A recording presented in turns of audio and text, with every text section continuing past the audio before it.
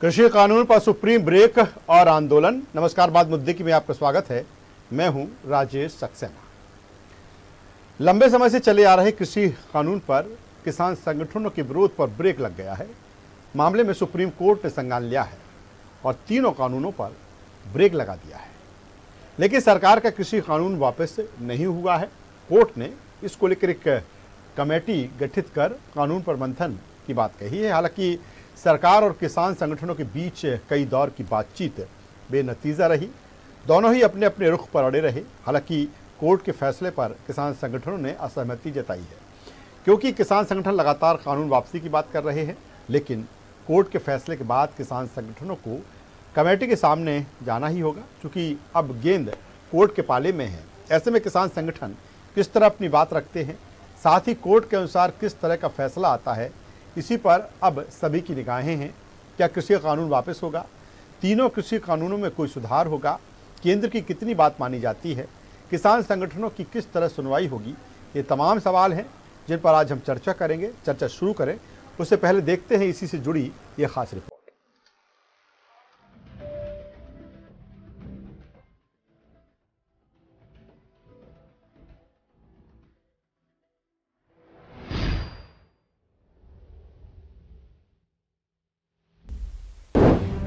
कृषि कानून पर सुप्रीम कोर्ट का ब्रेक। सुप्रीम कोर्ट ने कमेटी का किया गठन। कमेटी सभी पक्षों से करेगी बात। कमेटी कानून पर विस्तार से करेगी मंथन। केंद्र के कृषि कानूनों पर सुप्रीम कोर्ट ने ब्रेक तो लगा दिया है, लेकिन सरकार का कृषि कानून फिलहाल वापस नहीं हुआ है। कोर्ट ने एक कमेटी गठित कर कानून पर मंथन की बात कही है। ये कमेटी सभी पक्षों से बात कर मंथन करेगी और फिर फैसला लेगी।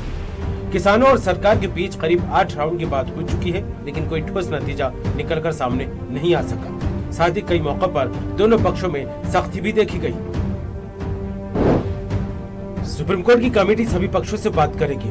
कमेटी में कुल 4 लोग शामिल होंगे। कमेटी कानून पर विस्तार से मंथन करेगी, हर क्लॉज पर अपनी राय देगी। सरकार जिन संसाधनों की बात कर रही थी उससे भी काम चल सकता है।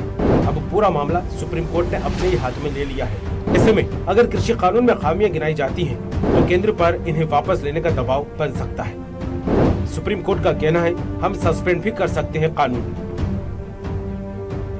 तो उधर कोर्ट के फैसले पर किसान संगठनों ने असहमति जताई है। किसान नेता राकेश टिकैत ने कहा है देश के किसान कोर्ट के फैसले से निराश हैं। किसान संगठन लंबे वक्त से कानून वापसी की अपील कर रहे हैं। सरकार के संशोधन और कमेटी के प्रस्ताव को वो ठुकरा चुके थे, लेकिन अब जब सुप्रीम कोर्ट ने सख्ती से कमेटी बनाने और हल निकालने की बात कही है, तो किसान संगठनों को अपनी जिद छोड़कर कमेटी के सामने जाना ही होगा। फिलहाल कमेटी के सामने किसान पेश होंगे या नहीं, इसे लेकर किसान संगठनों में अभी एक मत नहीं है। ऐसे में अगर बड़े स्तर पर किसान संगठन कमेटी के साथ चर्चा करने में असहयोग करते हैं, तो ये केंद्र सरकार के पक्ष में जा सकता है, क्योंकि इस फैसले को टालने और अदालत का आदेश न मानने के तौर पर देखा जाएगा।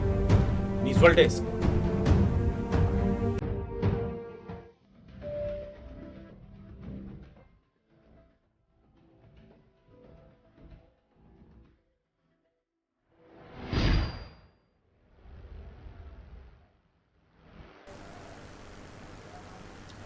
तो सुप्रीम कोर्ट ने किसान आंदोलन पर ब्रेक लगा दिया है, साथ ही कृषि कानूनों पर भी ब्रेक लगा है।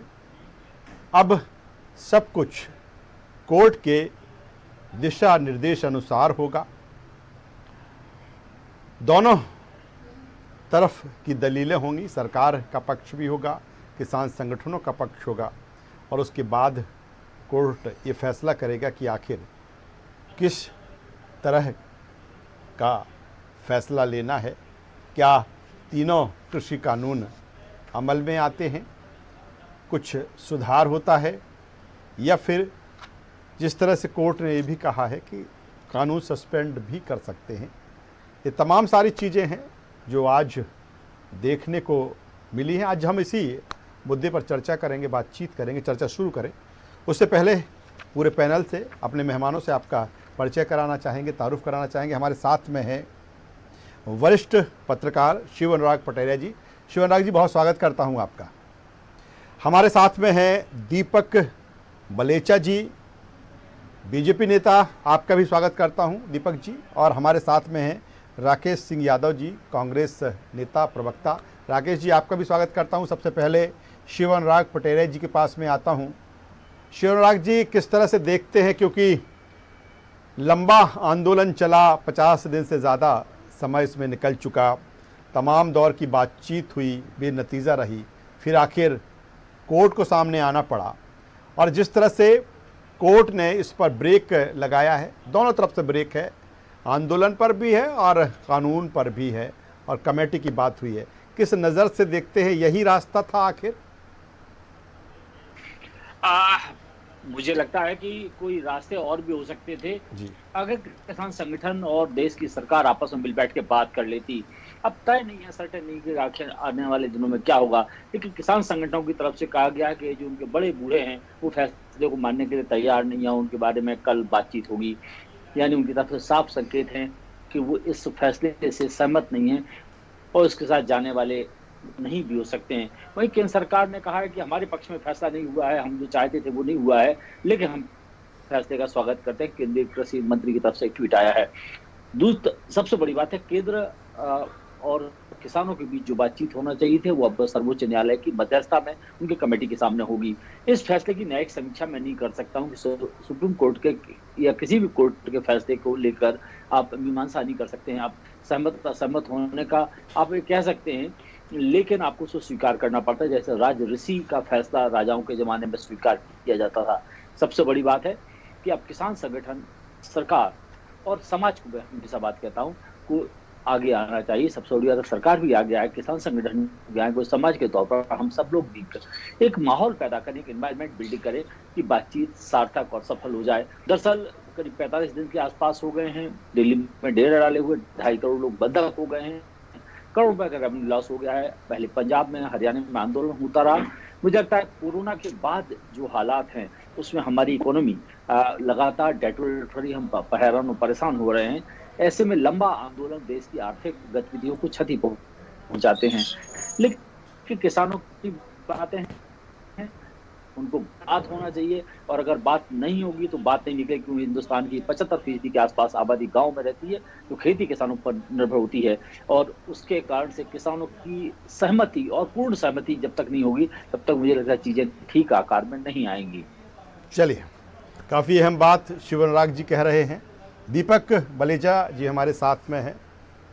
दीपक जी, क्या जिस तरह से सरकार और आंदोलनकारियों के बीच कई दौर की बातचीत हुई, लेकिन हर बातचीत बेनतीजा ही रही, कहीं ना कहीं सरकार के सामने भी एक संकट था कि अब किस तरह से इसको हैंडल करें।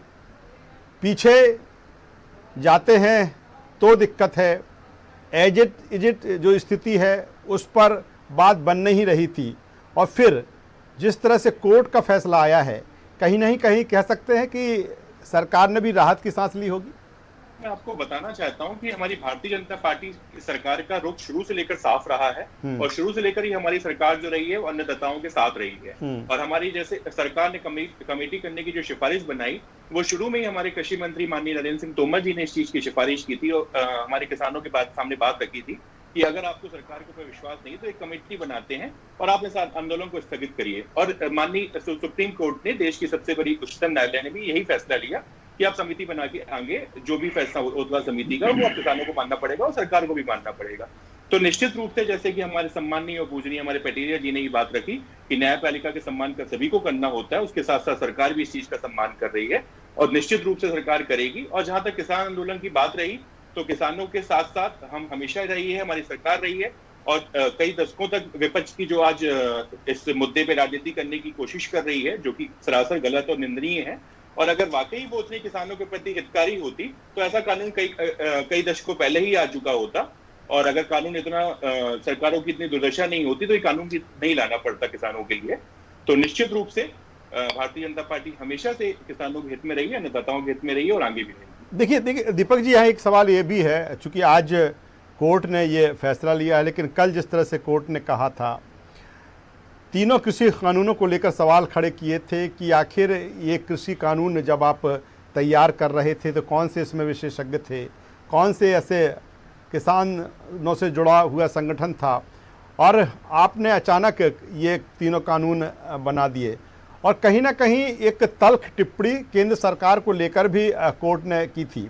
तो नहीं लगता कि अगर सारी चीज़ें पहले ही क्लियर कर ली जाती, दुरुस्त कर ली जाती, तो इस तरह की स्थितियाँ परिस्थितियाँ निर्मित नहीं होती? वैसे ही कोरोना के चलते जिस तरह से अर्थव्यवस्था की हम बात करें, क्योंकि अब बहुत कुछ झेलने की स्थिति में नहीं है, क्योंकि रिकवर में बहुत टाइम लगना, तो आपको नहीं लगता कि कहीं ना कहीं एक चूक इसमें भी हुई है? नहीं भाई साहब, निश्चित रूप से मैं किसी भी प्रकार की सरकार से चूक हुई है ऐसा मानने को मैं तैयार नहीं हूं। और उसके बावजूद जो हमारे 8-9 दौर की बातचीतें चली और सारे दौरों की बातचीत में सरकार ने स्पष्ट रूप से किसानों के सामने रखा कि अगर कोई कमी है भी, अगर आपको लगता है कि कुछ ऐसी हमारे तीनों कृषि कानूनों में कोई कमी है या किसी प्रकार की सुधार की गुंजाइश है, तो आइए हम बैठते हैं, उस पर हम बातचीत करते हैं। और जो किसानों के कई चीजों की मांग थी उस पर विचार किया गया, उनको सहमति भी दी गई। पर चूंकि ये कहना कि कृषि कानून पूर्णतः पूरी तरीके से गलत है और कानून को रद्द किया जाए, ये उनकी मांग नाजायज है। और जहां तक आप किसान संगठनों की बात कर रहे हैं, तो मैं आपको बताना चाहूंगा ऐसे सैकड़ों किसान संगठन हैं जो निश्चित रूप से भारतीय जनता पार्टी के इसके कानून के साथ हैं और उनका समर्थन है। और आप उस ओर तो देख रहे हैं कि जो 3 राज्यों में किसान हमारे बैठे हुए हैं और उस जो पूरे देश भर से हमें किसानों का समर्थन आ रहा है, किसान संगठनों का समर्थन आ रहा है, उस ओर शायद आपका गौर नहीं जा रहा है। तो निश्चित रूप से सरकार से कोई त्रुटि नहीं हुई है। और अगर वाकई में सरकार में कोई संशोधन की गुजारिश है भी, इसके पहले भी कई विधेयक आए हैं, इसके पहले भी कई कानून आए हैं जिसमें सरकार सुधार करती आई है और आगे उस पर सुधार करने के लिए सरकार हमेशा राजी है। चलिए दीपक जी, दोबारा आता हूं आपके पास में। राकेश सिंह यादव, कांग्रेस नेता, हमारे साथ में। राकेश जी, क्या कहेंगे? कांग्रेस ने तो पूरी तैयारी कर ली थी, स्टेप बाय स्टेप किस तरह से इसका विरोध करना है, क्या मुद्दा हाथ से चला गया? देखिए, ये मुद्दा किसानों का था जी, ये मुद्दा कांग्रेस का नहीं था। कि देश के किसान जो पिछले 45 दिन से सड़कों पर बैठे हैं, उनका मुद्दा था। वो कांग्रेस उस जनहित के मुद्दे पे किसानों के साथ थी। ये पहली बार इस देश में ऐसा हो रहा है कि समस्या बनाने के बाद सरकार ये बोल रही है कि हम समस्या पे चर्चा करने को तैयार हैं। जब ये कानून बने थे, क्यों चर्चा नहीं की गई? क्यों किसान संगठनों को नहीं बुलाया गया? क्यों उनकी राय नहीं ली गई? और तीनों कानून आपने बिना राय के, बिना संसद में उसकी बहस हुए थोप दिए। अब आप बोलते हैं कि हम चर्चा को तैयार हैं, सुधार को तैयार हैं। जो समस्या आपने पैदा करी, जब आप उसको बनाने के लिए पहले से आपको पता था कि इसमें प्रॉब्लम आना है, इसमें किसानों की राय ली जाना जरूरी है, वो नहीं ली गई। उसके बाद आज आप बोलते हैं कि हम उसको समस्या का समाधान करने के लिए तैयार हैं। सुप्रीम कोर्ट ये पूछती है सरकार से कि ऐसी क्या वजह है कि आप इस कानून को वापस नहीं ले सकते? सरकार कोई वजह नहीं बताती। सुप्रीम कोर्ट का हम सम्मान करते हैं, लेकिन सुप्रीम कोर्ट किसको बोलेगी कि आप 5 लोग या 3 लोग हमें दीजिए जो इसकी कमेटी में आएंगे? तो सरकारी नाम भेजती है। सरकार ने वही नाम भेजे जिन्होंने इस कानून की सिफारिश की है, जिन्होंने इस कानून के फेवर में लिखा है, जिन्होंने इस कानून को सबसे अच्छा कृषि कानून बताया, वही लोग इस कमेटी में। तो वो कैसे संभव है कि किसानों को न्याय मिलेगा? क्योंकि सरकार की मंशा न्याय दिलाने की नहीं है। सुप्रीम कोर्ट की मंशा जरूर है न्याय दिलाने की, लेकिन सुप्रीम कोर्ट की खुद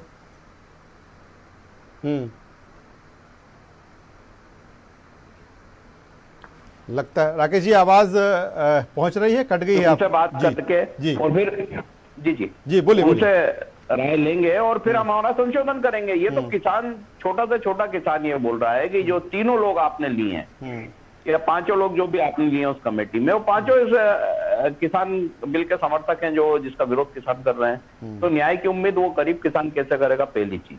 दूसरी बात, ये सरकार को इतना घमंड क्यों है? क्या जरूरी है कि आप पिछले दरवाजे से ही बोलते हैं कि सुप्रीम कोर्ट ही निर्णय करेगी, वो मान्य करेंगे? क्या सरकार खुदा के बात नहीं कर सकती?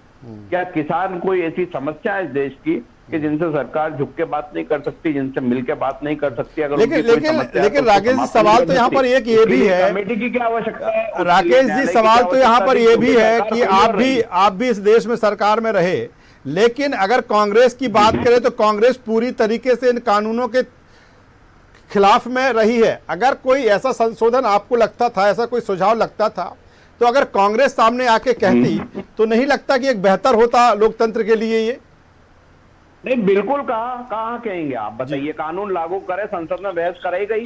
नहीं कराई गई। आपके लिए कौन से स्थान है बहस करने की? क्या चौराहे पे हैं? क्या एक तरफा मन की बात कांग्रेस करती रहेगी और आप नहीं सुनेंगे? अगर आप ईमानदार होते, आपकी नीयत साफ होती एमएसपी को लेके, तो आप संसद में बहस कराते। आप किसान के जितने भी संगठन है उनको बुलाते। क्यों आप फर्जी संगठन, बीजेपी के जो संगठन है किसानों के, उनको बुला के आप कभी चाय पिलाते हैं, कभी उनसे कोई लेटर जारी करा रहते हैं? नरेंद्र सिंह तोमर के खुद के क्षेत्र में गेहूं 1600 1650 के भाव कंपनियां खरीद रही हैं, एमएसपी 1972 या समथिंग है। वहां नहीं बेच पाए आप 1900 रुपए 72 से ऊपर। एक उदाहरण तो बता दें कृषि मंत्री के, हमने 1972 से ऊपर मध्य प्रदेश में किसी कंपनी को गेहूं दिलवा दिया या धान दिलवा दी? एक भी नहीं, उदाहरण नहीं है। तो फिर आप किस अधिकार के साथ? शिवराज जी के पास में आता हूँ राकेश जी, दोबारा आऊंगा आपके पास में। शिवराज पटेल साहब हमारे साथ में हैं, वरिष्ठ पत्रकार। शिवराज जी, क्या जिस तरह से आंदोलन चला और सरकार के पास भी शायद कोई रास्ता नहीं था, तो कह सकते हैं कि सरकार ने भी एक राहत की सांस ली होगी कि कोर्ट सामने आया, कोर्ट ने संज्ञान लिया इसको लेकर? देखिए, कोर्ट केंद्र सरकार ने राहत की सांस नहीं ली, मैं इसके बारे में कुछ नहीं कह सकता हूँ। एक आध दो दिन में चीजें साफ होंगी। सर अभी तक केंद्रीय कृषि मंत्री की तरफ से, कृषि राज्य मंत्री, माफ करिए, कृषि राज्य मंत्री की तरफ से जो वक्तव्य आया है, उसमें उन्होंने कहा कि हम इससे मतलब हम चाहते थे कि फैसला हो जाए और अपहोल्ड हो जाए, लेकिन अब स्थिर कर दिया गया है, हमारी इच्छा के अनुरूप नहीं की है। और लेकिन तब भी हम कोर्ट का फैसले का स्वागत करते हैं। तो उनका ऑफिशियल स्टैंड है। नरेंद्र सिंह तोमर का स्टैंड क्या है मेरी जानकारी नहीं, कृषि राज्य मंत्री का स्टैंड मैंने आपको बता दिया है। सबसे बड़ा संकट ये है कि जब राजनीति किसी चीज में प्रवेश कर जाती है तो दिक्कतें पैदा हो जाती हैं, और मुझे लगता है किसानों के साथ राजनीति प्रवेश कर गई है। अगर खालिद किसान सामने रहते तो अब तक बात बन गई होती। और अब भी मुझे लग रहा है कि जब सुप्रीम कोर्ट का इंटरवेंशन हो गया है तो उसके बाद नानुकुर करना कि हम बातचीत नहीं करेंगे, हम सामने ले होंगे, कमेटी के सामने नहीं जाएंगे, मुझे लगता है दुश्वारियां बढ़ाने वाला कदम होगा। और अंततः फिर जुडिशियल इंटरवेंशन पूरी तौर पर होगा, और फिर फैसला क्या होता है ये ईश्वर जानता है, किसान जाने या सरकार जाने। क्या क्या क्या शिवराज जी, अब किसान संगठनों के पास में ज्यादा असहमति दिखाने का समय नहीं है? क्योंकि अगर चूंकि कमेटी बनी, आपको कमेटी में जाना ही होगा, अपना पक्ष रखना ही होगा, कमेटी उसी के अनुसार डिसीजन लेगी। तो क्या ऐसे में अब किसान संगठनों के सामने भी एक बड़ी चुनौती होगी कि अपनी बात रखें और कोर्ट जिस तरह का डिसीजन ले उसको माने आप? देखिए, जो आंदोलनकारी किसान हैं उनकी तरफ से कहा गया है कि वो कमेटी के सामने नहीं जाने वाले हैं, और जो लोग जाएंगे उनको वो सब बीजेपी या सरकार परस्त किसान संगठन के है। तो मैं कह नहीं सकता हूँ क्या स्थितियां बनेंगी, क्योंकि बहुत ही टिकले सारा मामला हो गया है। किसान जाते हैं नहीं जाते हैं, जो जाते हैं उनके बारे में लोगों की राय क्या होती है।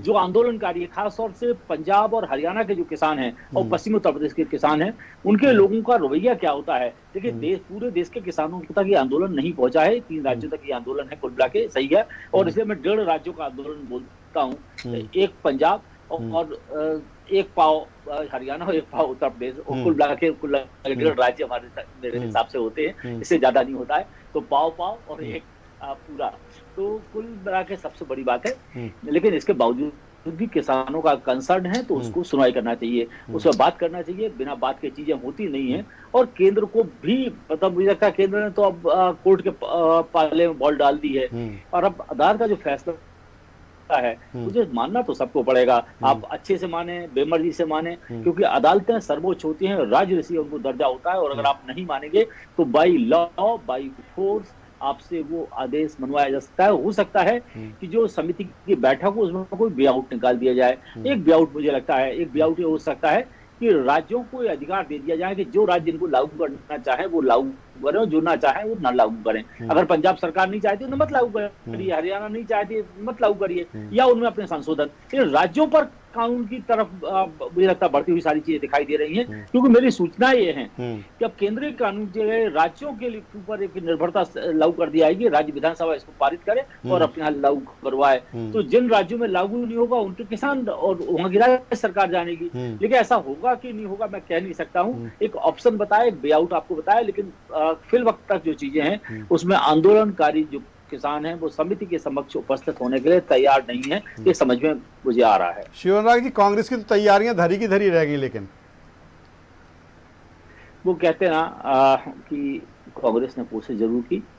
कांग्रेस की कोशिशों की तरफ मैं खारिज नहीं करता हूँ, कांग्रेस का अपना कंसर्न है। और निश्चित तौर पर कांग्रेस जिस तरह से 15, 16, 17 से लेकर 23 तक आंदोलन करने वाली थी, वो करेगी ही नहीं करेगी, क्योंकि इसके पहले भी 28 तारीख को, पिछले 28 तारीख को ट्रैक्टर मार्च निकालने वाले थे, विधानसभा घेरने वाले थे, लेकिन खिलौना ट्रैक्टर लेके पहुंच गए मिंटो हॉल में। तो अब कांग्रेस क्या करेगी, कैसे करेगी, कांग्रेस बताएगी। फिर मैं कहूंगा दूसरे की बात में कैसे बता सकता हूँ, किसानों की बात में कैसे कह सकता हूँ, मैं एक ऑब्जर्वर के तौर पर कह सकता हूँ कि कम से कम एक अच्छे माहौल में हम कोरोना के दौर से गुजर रहे हैं, हम समाधान के करीब।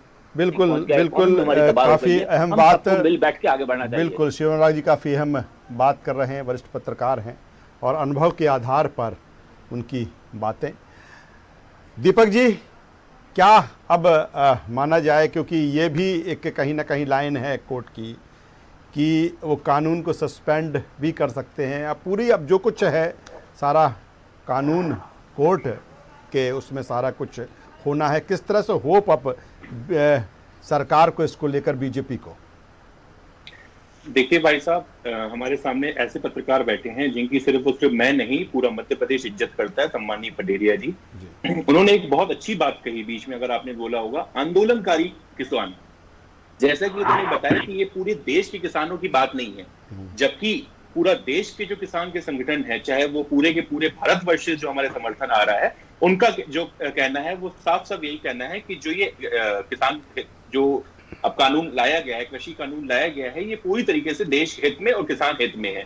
और उसके बाद चूंकि हमारी सर्वमान कोर्ट है, सुप्रीम कोर्ट जो है, उसका जो आदेश होगा वो अभी तक सभी पार्टियों को मानना आया है और मानता आएगा। बीच में एक पटेल जी ने बहुत सुंदर बात ये कही कि कांग्रेस की तैयारी, क्योंकि कांग्रेस में आपको उसके साथ मेरी बहुत संवेदनाएं हैं कि उनके पास कोई मुद्दा नहीं बचा है, उनके पास कोई राजनीति करने का तरीका नहीं बचा है। तो वो चाह रही थी कि किसानों के कंधों पे रख के गोली चलाई जाए, बंदूक चलाई जाए और राजनीति की जाए। और उनका जो चेहरा मायूस हुआ है वो निश्चित रूप से मेरे कांग्रेस मित्र के चेहरे पर साफ साफ दिखाई दे रहा है। और किसान जो हमारे आंदोलनकारी है, उन्होंने शुरू से लेकर कहा था कि इस मुद्दे पे हमें किसी प्रकार की राजनीति नहीं चाहिए, हम जो भी पक्ष रखेंगे सरकार से रखेंगे और सरकार जो बातचीत करेगी हमसे करेगी।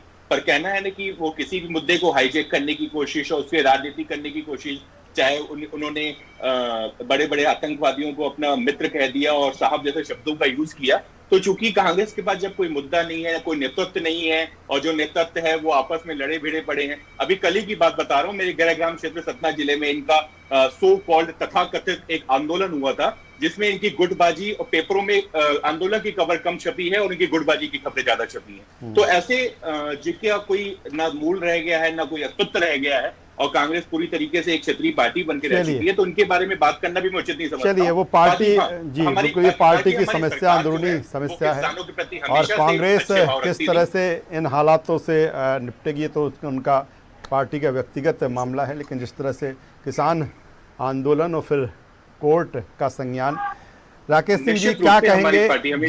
राकेश सिंह जी क्या कहेंगे? जो कुछ पहले तो दीपक जी जो कह रहे हैं, फिर दूसरा सवाल होगा हमारा आपसे। देखिए, ये तो इनकी खीज है और डर है जो इनके चेहरे पे नहीं, पूरे चाल चरित्र में झलकता है। जो नाथूराम गोडसे की ज्ञानशाला चलाने वाले लोग कांग्रेस को क्या सिखाएंगे, क्या इनका चरित्र है, पूरा मध्य प्रदेश जानता है। पहली चीज, किसानों को लेके ये बात कर रहे हैं, समर्थन इनको सारे देश से, लेकिन एक भी किसान इनके समर्थन में कहीं नहीं दिखता है। विरोध तो दिख रहा है जनता को, समर्थन वाले किसान कहाँ गायब हो गए? भारतीय जनता पार्टी के कार्यकर्ताओं को दुपट्टा डाल के इनके राष्ट्रीय महामंत्री ने कोशिश करी थी दिल्ली ले जाएंगे 4 लाख किसान, वो भी गायब हो गए। बंगाल में रैलियां निकाल रहे हैं, लेकिन यहाँ नहीं आ रहे मध्य प्रदेश। ये सब झूठ है, दिखावा है और छलावा है। समर्थन अगर है किसानों का भारतीय जनता पार्टी के पास, तो जरा निकाल तो ले 2-3 हजार किसान। कहाँ है? कुछ भी नहीं है। समर्थन है तो सड़कों पर रैली निकाल लें, कुछ भी नहीं है। विरोध तो दिख रहा है पूरे देश को, अलग टीवी भी नहीं दिखा रहा है तो फिर भी लोगों को दिख रहा है सोशल मीडिया के माध्यम से। इतने किसान 40 दिन से बैठे हुए कानून के विरोध में, जरा ये अपने किसान बिठा लें 2 दिन पक्ष में, क्यों नहीं बिठाया? तो भारतीय जनता पार्टी लगातार झूठ बोलती है, उनको डर रहता है कांग्रेस से, क्योंकि कांग्रेस ने देश को आजाद कराया और कांग्रेस ने इस देश को बनाया। 7 साल में नरेंद्र मोदी जी ने सत्यानाश कर दिया देश का। जीडीपी -20। चलिए आखिर में एक सवाल कौन से देश की बात करते हैं जी राकेश जी, एक आखिर किसान में भी उसी में गल गए हैं, किसान भी उसी में गल गए हैं। जी। आप सच सुनते हैं तो आप क्यों बीच में इंटरप्रेट करते हैं? सुना कीजिए ना। जी। 23% माइनस जीडीपी है, पाकिस्तान के आपसे ऊपर है, नेपाल के आपसे ऊपर है, बांग्लादेश के आपसे ऊपर है। अच्छा प्रधानमंत्री कहाँ का है? भारत का या नेपाल का? सोचिए इस बात को।